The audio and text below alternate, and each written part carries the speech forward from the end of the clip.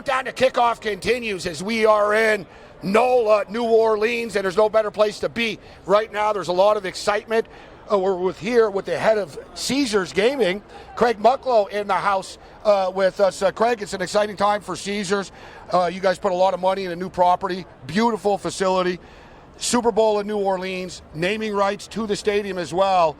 Caesars is an iconic brand in gaming, but it seems to me that you guys are letting everybody know that you're still around and you're making some noise. Yeah, we are. Look, it's the property in New Orleans just got revamped. Tremendous job. Brilliant effort by everybody. The Superdome is Caesars Superdome, and hopefully we have a Super Bowl worthy of the naming as well. And Caesars is a great brand and brilliant product. We've put over 3,000 ways to bet on the Super Bowl this year, so it's worthy of a Caesar. Now, obviously, Caesars is well known in the Las Vegas markets and in other markets, and sports betting has been legalized in so many states right now. Talk to me about the market that is Louisiana and how it's going. It's still a developing market. It's only been a couple of years. Correct. 3 years, if I remember rightly. We've got some very, very passionate fans in Louisiana. Obviously, Saints fans as well, so we always see money for the Saints LSU every week. Tigers, New Orleans Saints. Where every week we cheer against LSU. We have no choice. And it's all because of the passionate Louisiana fans. But, yeah, I mean, we're hoping to break a state record handle this year in New Orleans. It helps having a sports book named the stadium so people can bet. There's a ton of kiosks in the sports book, so you no problem getting a bet down. If you're new to the industry and you want to place your first bet, great helpful staff at the sportsbook that can help you as well. So tremendous people, you won't get lost being able to find a wager. Craig Mucklow with us. Craig, we've obviously in England you could bet in a stadium, EPL games. Will we ever see this, do you think, in North America? A couple of years ago it was unheard of that a gaming company would have the naming rights or the gaming company would be involved with the National Football League. Is that just a bridge too far, or do you think we'll see a day where we will have kiosks actually in the stadiums? We already do in basketball arenas, but full out.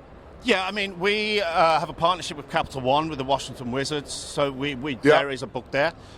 We have Chase Field as well, which is a book right outside the stadium. Can I see it happening? Yeah, I do. I think especially how we monitor the integrity of the games as well, so everything is fair and square and above board. So there's no reason not to. It'll happen eventually, I believe. But, I mean, I went to the first NFL game in Europe, which is the Giants and the Dolphins.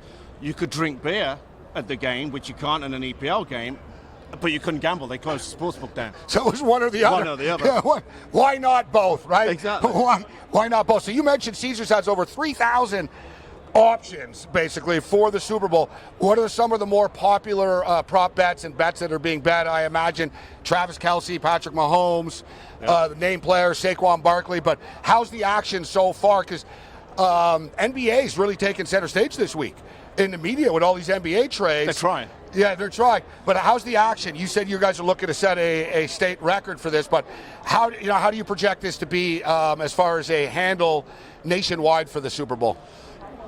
We think it'll get there with previous years. The only problem is it's a close spread. The game's pretty much pick 'em, so you lose the handle if people betting the favorite on the spread and the dog You've on the money line. You've got to pick the winner as opposed to saying, hey, I'm getting 7, 8 points. Exactly. And it's tough because it's the same two teams again, right? Exactly. But then familiarity as well. Yeah. People know.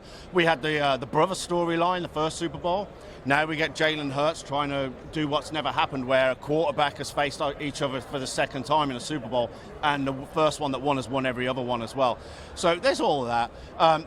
Some tremendous ways to bet. Saquon Barkley is head and shoulders the most popular wager right now.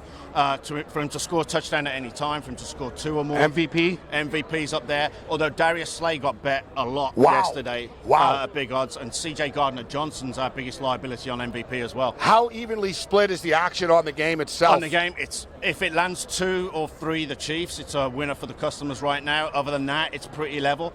But I literally 2 minutes ago approved a 300,000 wager coming in on the Chiefs. So 60% of the money's still got to come on Sunday, which it normally does. So we'll be in a different position maybe Sunday, but right now I'm an Eagles fan. Craig, the so-called, and I'm on the Eagles, and I like to be on the side of the book. the so-called sharps, pro bettors, attacked the under of this football game early. Are you expecting to see a buyback with the public? Normally the public likes to bet the overs. Always. In these big games. Are you expecting a buyback? What did you guys think of the early move to the under? Look, we took a six-figure wager off somebody we really, really respect. And for him to bet the under with these two teams, we moved that number. We went from 49.5 to 49. The same day we took 4 six-figure wagers on the Eagles plus 1.5. That moved us to -1. Barring an injury or a 7-figure wager, I can't see it going to pick. But yeah, we will see public money on the over on Sunday, and we'll see a lot of Chiefs money, because don't bet against Patrick Mahomes. Isn't that the golden rule? Yeah, 15-0 in domes, 8-0 against Vic Fangio coach teams, and they've won 17 consecutive one-score games, right? Yeah, besides that, so Craig, it was a pleasure to meet you. On the way out here, tell people why they should come down and hang out in New Orleans at Caesars Palace this weekend. First of all, the food options in the Caesars Hotel in New Orleans are just tremendous. Like, I don't have enough days to go there. It's a beautiful product, great book, brilliant, helpful staff, and New Orleans is just a fabulous city. I'm still getting used to the humidity being from Vegas, but I love this city. It's just too bad I've got to be in the office on Sunday. Well, it's too bad. I love being here on Media Row, but I actually wish I was sitting at a table right now or in a restaurant down the street. As do I. At the casino at Caesars Palace. Craig Mucklow with us, live from New Orleans.